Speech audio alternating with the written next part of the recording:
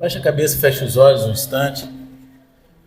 Senhor Deus Pai, te convidamos a tomar o teu lugar de honra aqui, nessa noite, mas principalmente em nossos corações e nossas mentes, tornando a nossa mente completamente cativa a Ti nesse instante.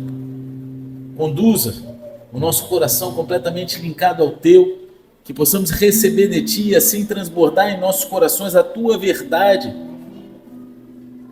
Que haja cura, libertação, conversão, transformação, mas não permita que Teus filhos saiam daqui da mesma forma que entraram. Em nome de Jesus, desde já eu repreendo todo espírito contrário ao Teu, toda conversa paralela, toda falta de atenção, toda andação desnecessária, tudo aquilo que vem para roubar os Teus filhos, bate em retirada agora em nome de Jesus, e pela Tua misericórdia nós clamamos, conceda-nos céus abertos e manifesta a Tua glória nesse lugar. Se você crê nisso, diga amém. Glória a Deus. Então o tema da palavra de hoje é mantenha a chama acesa. Às vezes é difícil, mas é necessário. E para a gente entender melhor, vou pedir para que você abra a palavra de Deus na segunda carta a Timóteo, capítulo 1, versículo 3. Quem for achando, dá um eita glória aí bem pentecostal. Se você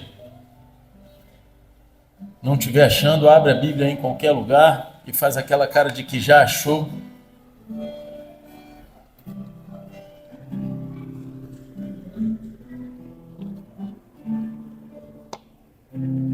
Amém? Todos acharam? Está todo mundo calado? Quê? 1 Timóteo 1,3. 1 Timóteo 1,3. Amém? E vamos lá. Rendo graças a Deus, a quem sirvo com consciência limpa, como o serviram meus antepassados, ao lembrar-me constantemente de Ti, noite e dia, em minhas fervorosas orações. Recordo-me das Tuas lágrimas e desejo muito Te ver, para que possa encher o meu coração de alegria novamente. Da mesma forma, trago à lembrança a sua fé não fingida, que primeiro habitou em sua avó Lóide e em sua mãe Eunice, e estou convencido de que também habita em ti. Por esse motivo, uma vez mais quero encorajar-te a que reavives o dom de Deus que habita em ti mediante a imposição das minhas mãos, porquanto Deus não nos concedeu o espírito de covardia, mas de poder, de amor e de equilíbrio. Assim sendo, não te envergonhes do testemunho de nosso Senhor, nem de mim, prisioneiro dele. Pelo contrário, participa comigo dos sofrimentos pela causa do Evangelho, conforme o poder de Deus, pois ele nos salvou e nos chamou com uma santa vocação, não em virtude das nossas obras, mas em função da sua própria determinação e graça. Essa graça nos foi outorgada em Cristo Jesus desde os tempos eternos, e que nesses dias se manifestou pelo aparecimento de nosso Salvador Cristo Jesus, que aniquilou a morte e trouxe à luz a vida e a imortalidade por intermédio do Evangelho. Deste Evangelho fui constituído pregador, apóstolo e mestre. Por essa causa também sofro, todavia não me envergonho, porquanto sei em quem tenho crido e estou plenamente convicto de que Ele é poderoso para guardar o que lhe confiei até aquele dia. Preserva com fé e amor em Cristo o exemplo da sã teologia que observaste em mim. Guarda o bom tesouro com a ajuda do Espírito Santo que habita em nós. Amém? Amém, igreja? A igreja está vazia, mas a gente é a igreja avivada, amém? Então vamos embora, vamos ficar morto não, meu irmão. Vamos corresponder, né? Ninguém gosta de falar sozinho. A segunda carta de Paulo a Timóteo é um verdadeiro testamento de fé. Paulo, nesse momento que ele escreve essa carta, ele está preso, já perto de sua morte, e ele vem e escreve para o seu discípulo Timóteo, o incentivando a continuar firme na fé, sem medo, sem vergonha e cheio do fogo do Espírito Santo. E essa palavra ela tem um peso profético para nós hoje. Sim, para nós, porque Deus ele está nos chamando a reacender a chama que Ele colocou dentro de nós. Muitas vezes as circunstâncias, as coisas que a gente passa, as lutas da caminhada, fazem com que a chama que havia outrora, a chama que havia no primeiro amor, logo no início da conversão, ela vá se diminuindo, e assim quando a gente vê, a gente já está vivendo no automático, fazendo coisas que a gente nem deveria, ou deixando de fazer coisas que a gente deveria. Amém? Porque aquela chama já não está mais tão acesa em nossos corações. E quantos aqui já passaram por momentos que sentiram a fé esfriar, momentos de cansaço, dúvidas ou até de perseguições, só que Deus ele nos trouxe aqui essa noite para lembrar que não foi isso que Ele te deu. Amém? Amém? A gente precisa ter uma fé que se transmite, mas a fé, ela não se herda. Ninguém herda a fé de ninguém. A gente pode transmitir a fé. A gente pode pegar a fé que a gente vê uma pessoa tendo e pegar a transmissão daquela fé. Estão entendendo? Mas ninguém herda a fé. Paulo, ele inicia essa carta com um testemunho emocionante. Ele se lembra constantemente do jovem discípulo em suas orações e reconhece a fé genuína que habita naquele garoto, naquele homem, naquele rapaz. Só que Paulo, ele faz questão de ressaltar algo crucial. Essa fé, ela tem raízes profundas, porque foi primeiro encontrada na sua avó Lloyd, depois na sua mãe Eunice. E isso nos ensina que a fé ela pode ser transmitida como um legado, só que ela nunca pode ser herdada como algo automático. Entenda, seu filho ele não vai ser crente porque você é crente. Ele não vai ter fé porque você tem fé. Você pode transmitir, você pode ensiná-lo. Você pode deixar isso como um legado, mas não é automático. Ninguém herda a salvação. No versículo 5, a palavra grega usada para fé não fingida é anupócritos. Amém? Anupócritos, que significa sem hipocrisia, sem falsidade.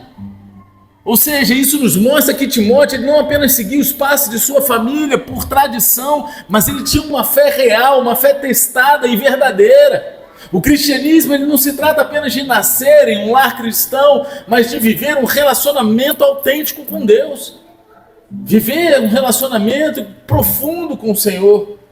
Não, eu sou crente porque minha avó era crente. Se fosse depender disso, eu nem era crente, eu nem era pastor.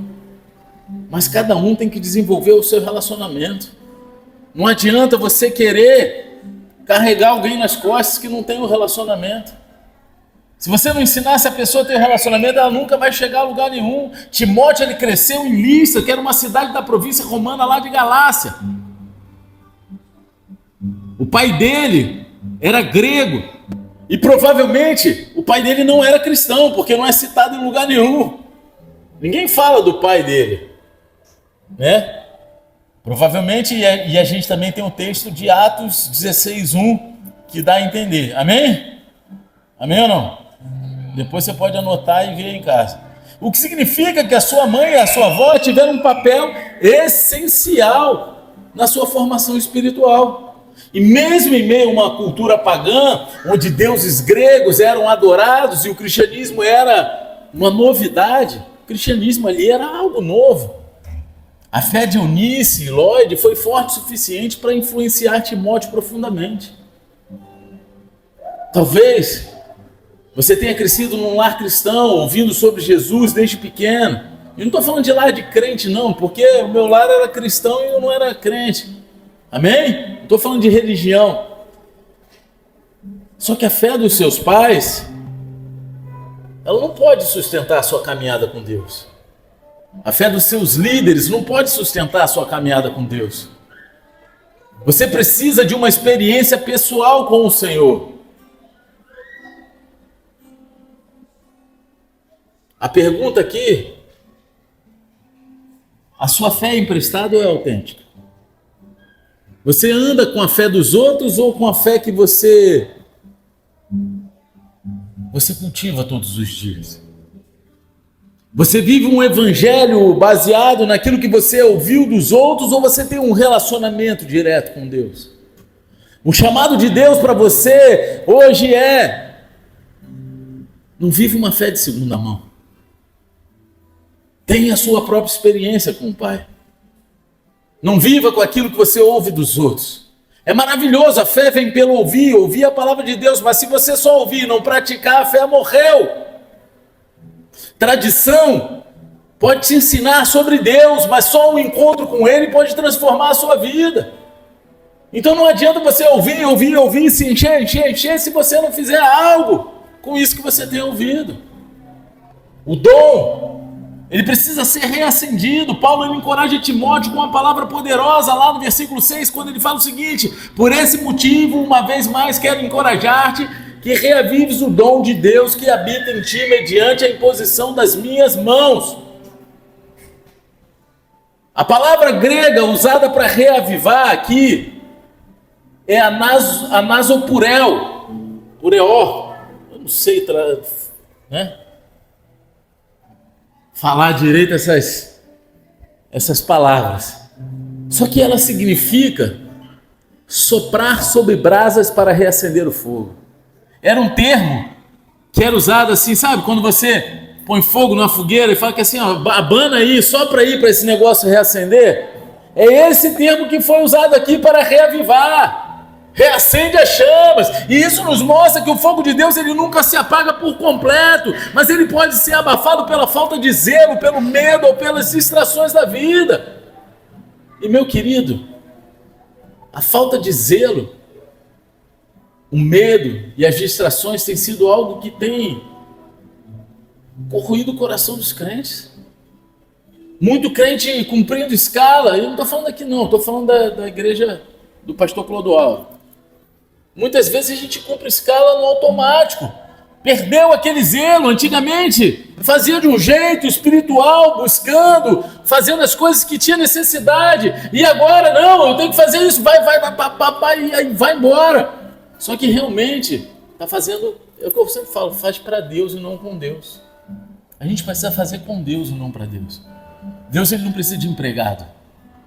Deus, ele não precisa de ninguém trabalhando carteira assinada para ele. Ele precisa que você tenha um coração completamente na obra dele, fazendo com todo zelo e carinho, crendo que você está fazendo para ele. Porque se você faz por uma placa, ou por um pastor, ou por um líder, ou por status de um título, de um cargo eclesiástico, você já se afastou da verdade de Deus há muito tempo e da obra de Deus. Talvez Timóteo estivesse enfrentando insegurança, pressões externas e até perseguições, o que fazia ele hesitar em exercer o chamado dele com ousadia. Só que Paulo lembra de algo essencial: o dom de Deus que Deus deu para ele ainda estava nele. O dom que Deus deu para cada um de nós, a gente pode não estar usando hoje, seja porque lá foi, ou por falta de zelo, ou por falta de tempo, ou porque não tem mais aquela profundidade, mas esse dom ainda está dentro de você. Você só precisa que reacender, assim como Paulo falou para Timóteo: reacenda esse dom, reaviva, sopra sobre a brasa para que ela reacenda. Então Paulo, ele continua dizendo: porquanto Deus nos concedeu o espírito, não nos concedeu o espírito de covardia, mas de poder, amor e de equilíbrio. E aqui ele revela 3 armas espirituais que anulam todo medo. O espírito de covardia ou de medo, depende da tua versão.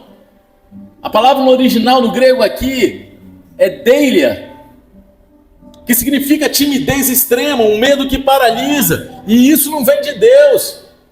Sabe aquela pessoa que tem muita timidez? E eu vou te falar, eu sempre fui uma pessoa tímida. Ah, pastor, não, você fala aí com eloquência, você fala assim, assado. Cara, eu sempre fui tímido, até o poder de Deus vir sobre a minha vida. Hoje eu falo, não é de hoje, né? 11 anos aqui, antes disso pregava na praça. Imagina a primeira vez para pregar na praça. Mas era eu, mas esse espírito que tinha sobre mim, Deus não foi Deus que me deu. Deus, ele veio e substituiu, veio com o poder dele. Vocês estão entendendo? Espírito de poder, a palavra aqui é dunamis, todo mundo conhece, todo crente conhece a palavra, é a mesma usada para o poder do Espírito Santo lá em Atos 1:8, é uma força sobrenatural para cumprir o chamado. Se não fosse essa força sobrenatural, eu não estaria aqui hoje. Mas se você, cada um de nós, será que tem buscado no íntimo esse espírito de poder que vem dos céus, que nos capacita a viver a vontade do Pai, a cumprir o chamado? Espírito de amor. 1 João 4,18 diz que o amor lança fora todo medo. Quem entende do amor de Deus não vive dominado pelo medo. Quem entende o amor do Pai não vive dominado pelo desespero e pelo medo. E aí falamos sobre espírito de equilíbrio. A palavra aqui usada é grego sofronismos, que significa domínio próprio, uma mente governada pelo espírito e não pelas emoções. Cara, mas quanto crente emocional temos por aqui? Não nessa igreja, em outros lugares, eu estou falando nessa terra, né? Crente emocional. Primeira pancada que toma, as emoções. A gente viveu ano passado um momento onde um monte de gente começou a pipocar e ir para um monte de lado. Cara, vocês acham que a minha emoção não foi? Eu chorei 2 semanas sem parar, eu não conseguia nem abrir o olho, né, meu irmão? Só que, cara, eu tinha que ouvir a voz de Deus. Eu tinha que ouvir a voz de Deus. As pessoas tomam decisões em momentos de emoção. Crente tem que buscar a vontade de Deus e não a emoção. É o espírito de equilíbrio, seja em qual situação da tua vida for. Ah, pastor, então quem saiu foi emocionado? Não sei, alguns sim, outros não. Se eu posso falar, alguns sim, outros não. Mas quantas pessoas tomaram decisões emocionadas? Teve pessoa que me chamou para pedir perdão depois. Mas e aí? E aí? Paulo, ele escreve essa carta preso em Roma. Já no finalzinho da vida dele. Sabendo que a execução era iminente. Que em breve ele ia estar morto. Ele poderia estar desanimado. Jogado no canto e falar, me deixe em paz, eu já passei por tudo que eu tinha que passar, eu vou morrer já já. Só que em vez disso, ele escolhe encorajar Timóteo a seguir firme. Ele não é um crente emocional. Ele é um crente cheio do Espírito Santo. E isso nos ensina que o avivamento ele não depende de circunstâncias externas, mas da decisão de reacender aquilo que Deus já colocou dentro de nós. E isso hoje acho que é um culto bem pertinente. Porque, cara, olha aí, só olhar como é que tá as cadeiras aí. E muitas vezes, será que a condição de hoje é a justificativa para como estamos? Você está entendendo? O que a gente precisa fazer na nossa vida? O avivamento não depende da igreja, da placa ou do pastor, depende de reacendermos aquilo que Deus já colocou dentro de nós. O avivamento começa dentro da nossa casa, dentro de nós, antes de sairmos para o culto, para a nossa escala. Como está a nossa expectativa? Onde depositamos a nossa confiança? Quantos dons Deus já colocou dentro de você que ainda não foram ativados? Sejam sinceros. Sejam sinceros. Quantas vezes você deixou o medo te paralisar? Hoje Deus está soprando sobre as brasas do teu chamado e está declarando, reacenda o fogo, porque eu já te equipei para essa missão. Você está entendendo? É hora de reacender a chama. O que Deus colocou dentro de você não está morto, só precisa de um sopro do Espírito Santo para voltar a queimar. Mas depende da tua busca, depende da tua entrega, depende de onde está o teu coração. Você está olhando para as coisas dos homens ou para as coisas celestiais? Tem coisas que precisamos passar para alcançarmos coisas muito maiores lá na frente. O deserto é árido, mas a terra prometida emana leite e mel. Mas quem aguenta passar pelo deserto se delicia no leite e no mel. Mas quem não aguenta, meu irmão, vai morrer no deserto. Então não se envergonhe do evangelho, porque ele é poder. Paulo exorta Timóteo com uma mensagem forte e libertadora. Ele vem lá no versículo 8 falando o seguinte: assim sendo, não te envergonhes do testemunho de nosso Senhor, nem de mim, prisioneiro dele. Pelo contrário, participa comigo dos sofrimentos pela causa do evangelho, conforme o poder de Deus. É aquilo que eu venho falando aqui, cara. As pessoas querem um evangelho de facilidade, de tranquilidade. Paulo convida ele a fazer parte dos sofrimentos pela causa do evangelho. Tá avivado quando tá tudo bem, é muito bom, cara, é fácil. Quando a igreja está cheia, um monte de gente fazendo a obra, é muito bom. Mas e quando a gente está passando pelo deserto? Cada um vai ter o seu deserto, cada igreja vai ter a sua situação para passar. Se não passou, vai passar, se não tá, vai passar, está passando. É natural do crente, da igreja, de tudo. E aqui está uma verdade profunda: a vergonha e o medo são armas que Satanás usa para silenciar e apagar o fogo de Deus dentro de nós. Timóteo era jovem, ele liderava uma igreja em um tempo de intensa perseguição ao cristianismo. Não era um tempo fácil, não. O Império Romano via os cristãos como uma ameaça ao seu império. E seguir Jesus podia custar caro. Caro quanto? A própria vida. Na época de Roma, o caminho era iluminado por cristãos empalados, embebidos em breu, sei lá, óleo e fogo. Você está entendendo? Era assim que os cristãos eram tratados. E era nesse tempo que Timóteo estava lá pregando o evangelho e cuidando de uma igreja, num lugar pagão e ímpio.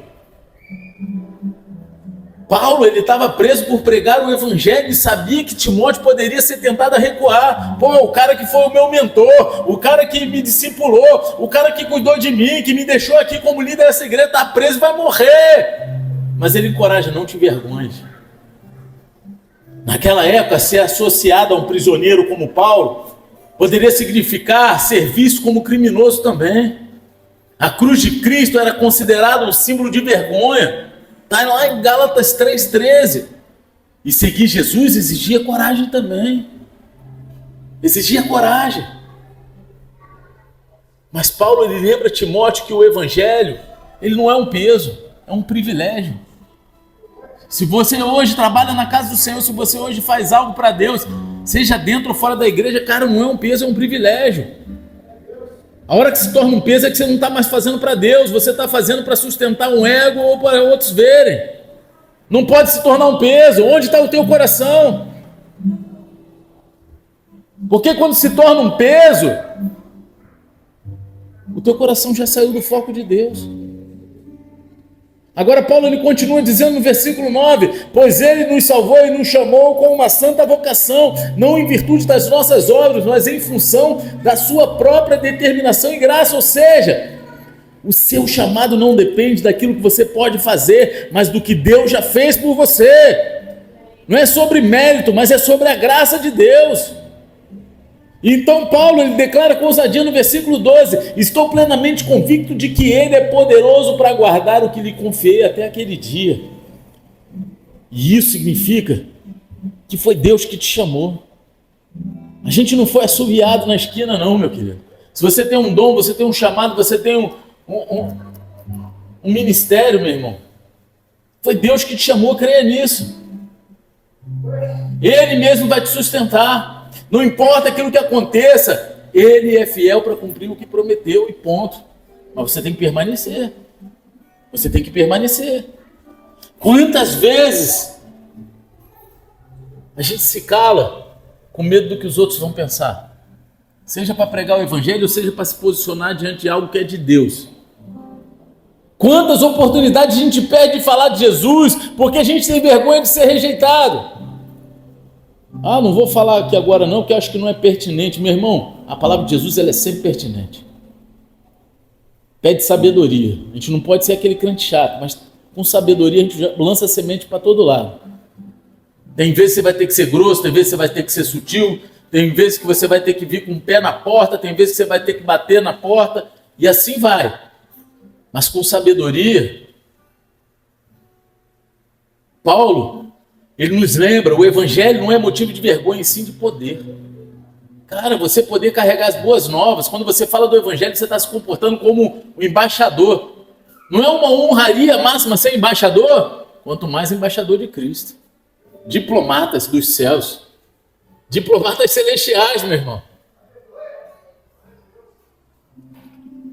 Romanos 1,16 diz o seguinte: pois não me envergonho do evangelho, porque é o poder de Deus para a salvação de todo aquele que crê. Quantos aqui já falaram de Jesus por frentista?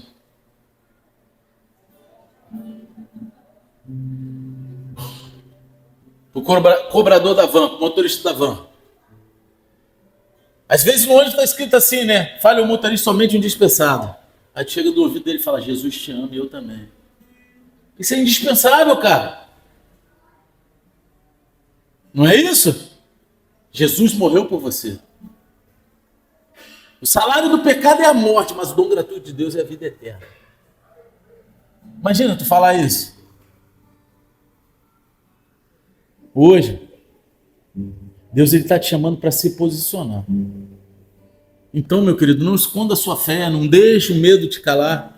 Aquele que te chamou, ele é poderoso para te guardar até o fim. Não importa o que aconteça. Então, se o mundo não tem vergonha de espalhar o pecado, por que você teria vergonha de pregar a verdade?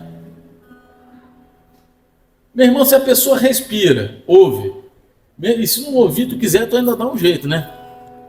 Eu estava falando aqui esses dias com a cliente, deixa eu falar, não vou falar nada não. A gente estava falando, né? Estava numa reunião com o cliente. E aí, eu falei que assim, brasileiro é o povo mais doido que tem, né? Porque se tu chega nos Estados Unidos, tu chega pro americano e fala assim, do you speak português? Aí o cara fala, no. E vira as costas e vai embora. Ele não tá nem aí pra tu, ele não fala português e acabou. Tu se vira pra falar o inglês dele. Tu chega na Espanha, na Argentina, não sei o quê, né? Pergunta se o cara fala, hablas português? Aí o cara fala, não. E acabou, ele vai ficar falando espanhol contigo, tu que se vire para entender ele. Tu chega pro brasileiro, tu fala espanhol? Um pouquinho, é portunhol. O cara inventa um monte de palavra que é alucinante, mas ele fala lá. Se nos Estados Unidos tu mistura português com inglês e espanhol e vai se comunicar com o cara. Meu irmão, então por que para falar de Jesus para os outros a gente não faz a mesma coisa? Por que a gente não tem essa mesma loucura no coração para falar de Jesus? O mundo não tem vergonha de espalhar o pecado. Agora no carnaval o cara está mais explanado que nunca, tudo aquilo que a gente já sabia. Eu já participei muito de carnaval. Já fui. Já desfilei com negócio de diretoria, o caramba. Pô, cara, na concentração é macumba braba mesmo. Os caras não têm vergonha de falar e de fazer. Vai lá e faz porque é aquilo que eles entendem que foram chamados para fazer. E por que a gente muitas vezes tem medo, vergonha ou paralisa para ir aonde precisa ir para falar de Deus? Para cavar uma situação para falar de Jesus. Eu falo as coisas mais toscas, igual eu crio piada sem graça, eu crio as situações mais toscas e falo de Jesus. Do jeito que tiver que falar, eu jogo. Às vezes Deus dá um discernimento, fala para falar um negócio, eu falo de um jeito tosco e vamos embora, cara. A gente tem que abrir a boca, o tempo está se abreviando. A gente não pode se envergonhar. Agora, a gente precisa manter o padrão da verdade, porque o evangelho ele não muda. Tem muita gente mudando e alterando a verdade do evangelho para agradar o cliente. Só que a gente aqui não é vendedor de nada, a gente não está vendendo nada, cara. A gente não precisa de cliente, de freguês. Nos versículos finais, está acabando, tá? É a última coisa, hoje o culto é rapidinho, é vapt-vupt. Paulo, ele dá uma instrução essencial para Timóteo. O que ele fala lá no versículo 13? Preserva com fé e amor em Cristo Jesus o exemplo, ou dependendo da versão, está assim, o padrão, tá? O padrão da sã teologia que observaste em mim. A palavra aqui, traduzida como exemplo ou padrão, no grego, é hipotiposes, que significa modelo ou forma. É um modelo. E isso nos ensina uma verdade poderosa. O evangelho já tem um padrão estabelecido e não cabe a nós inventarmos algo novo. O padrão do evangelho é um só. Não dá para abrir concessões naquilo que já está escrito. A gente não tem como ajustar a palavra para se encaixar na cultura. É a cultura que precisa se alinhar à palavra. Não estou falando, o cara gosta de rock and roll, mas ele não vai mais escutar o rock and roll do demônio, ele cria um rock and roll de Jesus. Não, mas minha cultura é rock and roll. Eu sou reggae, eu adoro jazz. Rastafari. Não, meu irmão, o cara vai ser agora um Rastafari de Jesus, ele vai adorar o Senhor, o Deus, já é. Deus de já é. Não é isso? Ele é o Deus do hoje e ele é, não é isso? Então já é. Já é. Isso aí foi um cara que pregou lá na Barra uma vez e falou isso. Nunca mais esqueci. Ele aqui acho que é de Cabo Frio, se eu não me engano. Timóteo, ele vivia em tempos de muita corrupção doutrinária. Falsos mestres estavam surgindo, distorcendo a mensagem de Cristo para agradar as pessoas. Paulo, já preso e sabendo que a sua vida estava no fim, alerta Timóteo: mantenha-se firme no verdadeiro evangelho, não negocie a verdade.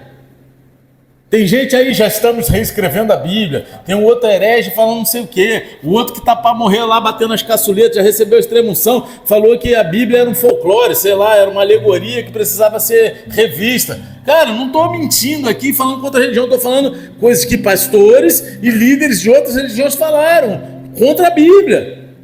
Mas a gente tem que se posicionar e não negociar a verdade. Ah, eu posso fazer isso, o que a Bíblia diz? Não é não, meu irmão, sim, sim, não, não. Pode, não pode, não pode. Não gostou? Vai pro inferno. Não pode ser assim, porque tem pessoa que vai sair correndo. Mas se o crente é crente velho, pode. Vai sentar no colo do capeta então, meu irmão. Pô, pastor, pode antes do casamento? Pode ir pro inferno, pode fazer o que quiser. Se não arrepender, vai pro capeta. Não tem essa, tá escrito na Bíblia. Tem coisa que aí o crente fica negociando, não sei o que. Pastor que depois de pastor se divorciou 3 vezes e continua no altar. Patifaria. Pô, e não se divorciou porque, cansei, não, adulterou. E tá no altar. A Bíblia diz o quê? E tem a igreja do cara tá cheia, porque o cara é chique, é famoso, entendeu? E aí tá cheia a igreja dele. Você está entendendo? Que loucura é essa? Onde que está a palavra? As pessoas elas estão preferindo seguir a mentira do que a verdade da palavra, porque a mentira ela massageia o ego. As pessoas preferem escutar coisas que massageiam o ego e digam coisas alegres para ela, ao invés de ouvir a verdade que vai te confrontar, mas vai te transformar. Então não negocie com a verdade, não negocie. Porque quem vai sair perdendo é você. E Paulo ele continua no versículo 14: guarda o bom tesouro com a ajuda do Espírito Santo que habita em nós. Guarda o bom tesouro. Paulo ele está dizendo que essa mensagem do Evangelho é algo precioso, que precisa ser protegido, cara. É algo precioso, cara. Quando você conhece a palavra de Deus, você tem uma preciosidade, uma riqueza nas tuas mãos. Só que Paulo ele está revelando também um segredo. A gente não consegue guardar isso sozinho. A gente precisa do Espírito Santo. É Ele que vai nos ajudar. E hoje, a gente vive em tempos muito semelhantes com os de Timóteo. Há uma pressão constante para nos moldarmos e moldarmos o Evangelho ao gosto do freguês, ao gosto da sociedade, para suavizar as verdades bíblicas e tornar tudo mais aceitável. Não, eu vou maquiar aqui o jeito que eu vou falar, que senão o outro ali não vai gostar muito, vai embora. Meu irmão, a gente vai falar com amor, a gente vai dar o bisu no carinho, mas eu não posso negociar a verdade, eu não posso manipular a palavra para suavizar a verdade dela. A ordem de Deus ela continua a mesma, mantenha-se firme. A gente não pode negociar a verdade, a gente não pode. O cara chegou aqui, pastor, ainda usa droga. Amém. A gente não vai mandar o cara embora, mas a gente não pode mentir para ele. Não, continua usando droga que tu vai para o céu assim mesmo. Mentira! Meu irmão, tu não precisa largar para estar dentro da igreja. Mas se quiser entrar no céu, tu vai ter que deixar o Espírito Santo fazer a obra em ti. Não sou eu que vou mandar você parar. Mas se você quer ir, a verdade da Bíblia é essa. Porque lá em Coríntios, quando fala que os alcoólatras não herdarão o reino dos céus, a palavra original quer dizer intoxicados. E aí abrange muito mais coisas do que álcool e drogas. Até aquele cara que toma um monte de remedinho aí, para tomar, se ele não se ligar, ele vai para o inferno. Vai, está dizendo que não herda o reino dos céus. Tem pecados que te fazem passar vergonha, mas tem pecado que te impede de entrar no céu. Não existe pecadinho e pecadão, existe consequênciazinha e consequênciazona. E aí? Tu vai mentir? Vai deixar o cara pro inferno e mentir? Tu vai pro inferno junto, pô. Você está entendendo? Não tem como suavizar a verdade de Deus. Jesus disse em João 8,32: e conhecereis a verdade, e a verdade vos libertará. A gente não vai libertar ninguém falando mentira ou suavizando a verdade de Deus para a pessoa se sentir massageada e ficar do nosso lado. Quem quer vai ficar. A gente só precisa ser verdadeiro, sincero e amável. Porque não é para falar com raiva, não é para a gente ter raiva do pecador, mas é para mostrar para ele: cara, desse jeito tu está indo para o inferno, cara. É isso que tu quer? Se Jesus volta hoje, como é que está a tua situação? Como é que está a tua vida? Você tem preparado tudo que você tem feito para quê? Para quem? Você está entendendo? Aí eu lembrei da situação. Pastor tem cara de rico, né? Todo mundo acha que pastor é rico, né? Só pode, cara. Aquele carinha lá do carnaval, de vez em quando eu converso com ele. Aí fica metendo migué quando tá ruim, quer ajuda, mas ele não quer, ele quer ajuda, ele não quer ser ajudado. Ele quer que os outros façam por ele, né? E ele não quer se ajudar. Aí esses dias, ele de repente vai até ver. Amém, não tô falando o nome. Mas cara, vem pedir dinheiro. Pastor, vê se, pô, não consegue me ajudar não. Aí, pô, 90 prata, que eu arrumei um serviço e tô sem dinheiro para ir lá. 90 prata para ir no serviço? Pô, tem cara de bobo? Eu falei: meu irmão, não tô podendo não. E não tava podendo mesmo não. Se eu tivesse podendo, eu ia ter que falar outra coisa, que eu não posso mentir, não é isso? Na época, no dia eu tinha R$16 na minha conta. Aí eu falei: cara, perdoa, você pegou num dia muito ruim, não tô podendo, não tenho. Ah, eu entendo. Não me procurou mais. Vai me procurar quando tiver precisando de ajuda, a mulher estiver botando para fora de casa.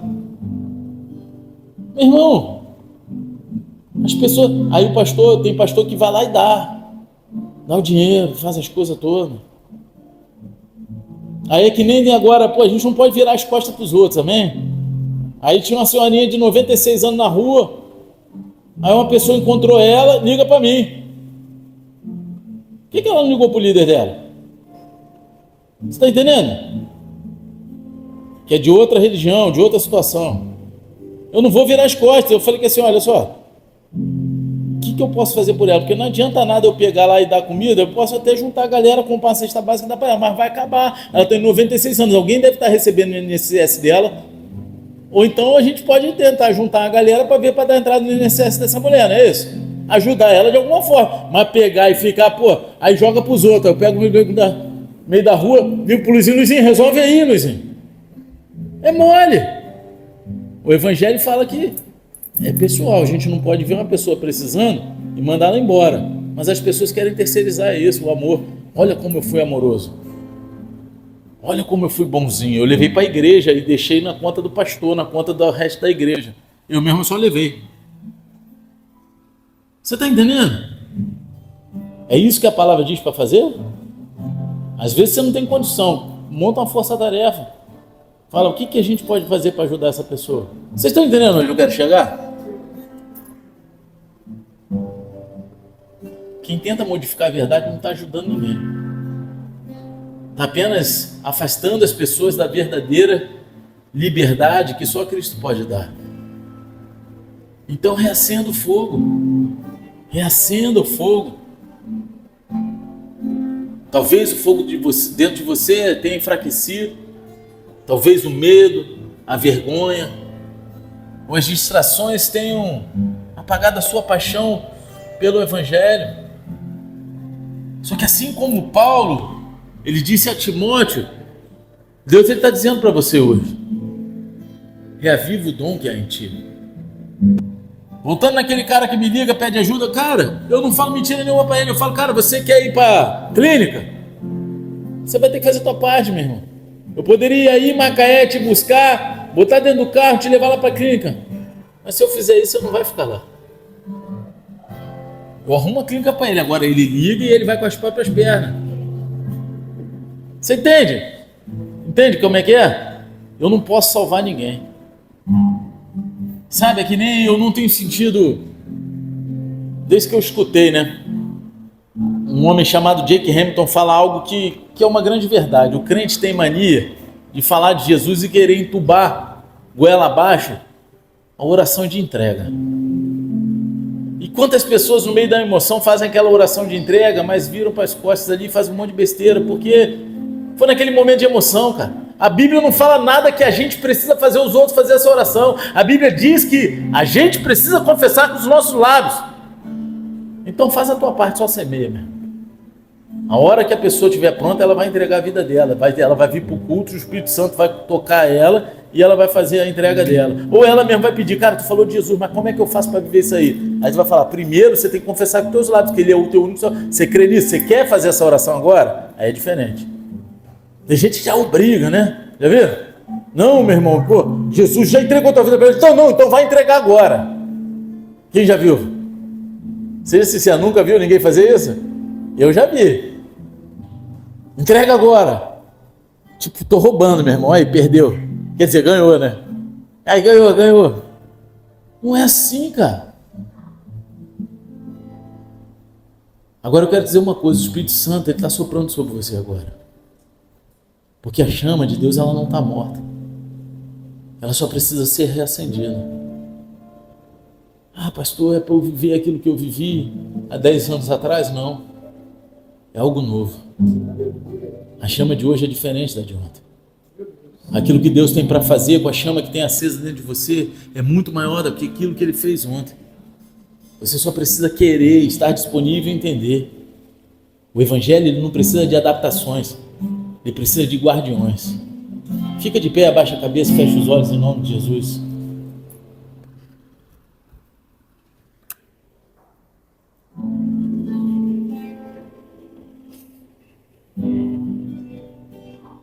Se você está aqui dentro da igreja essa noite e você sabe que de alguma forma a tua fé esfriou, e não estou falando que você não acredita mais em Deus, que você deixou de acreditar na palavra dele, mas algo esfriou dentro do teu coração. Você não vive mais da forma como você vivia para Deus as coisas e com Deus. E você entende essa noite que você precisa reacender o fogo do seu chamado. Então, se você sabe que essa palavra foi com você, coloca a tua mão no teu coração nessa noite. Vamos fazer uma oração junto. Se você sabe que Deus está gritando o teu nome, Ele está falando contigo, é tempo de mudar a tua história, é tempo de fazer algo novo na tua vida, no teu chamado, no teu ministério. Eu quero começar dentro de ti, dentro da tua casa. Coloca a tua mão no teu coração e repita comigo: Senhor, reacende a chama dentro de mim. Eu não quero viver um evangelho apagado.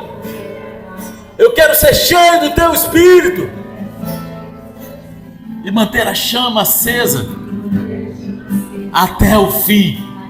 Em nome de Jesus. Amém e amém. E que Deus possa te fortalecer e te levantar para viver tudo aquilo que Ele tem para você. Creia nisso, persevera, permaneça, não manipule a palavra e vá em frente, porque Deus tem algo maravilhoso para fazer na tua vida. Em nome de Jesus, Senhor Deus Pai, eu peço que o Senhor levante aqui entre nós pessoas, Senhor, ousadas para fazer o teu evangelho, pessoas que sejam diferenciadas, que deixem um legado, que sejam reconhecidos pelo teu poder, pela tua ousadia, pelo teu amor e pela tua moderação, Senhor, e que possamos, Senhor, ir nos 4 cantos dessa terra com ousadia e intrepidez, carregando o teu Espírito Santo em nós, vivendo o teu sobrenatural e operando aquilo que Jesus falou, obras iguais ou maiores que a dele. E se você recebeu essa oração, você crê nisso, diga amém e aplaude Jesus, pois Ele é Deus e Ele está nesse lugar. Aleluia, Senhor.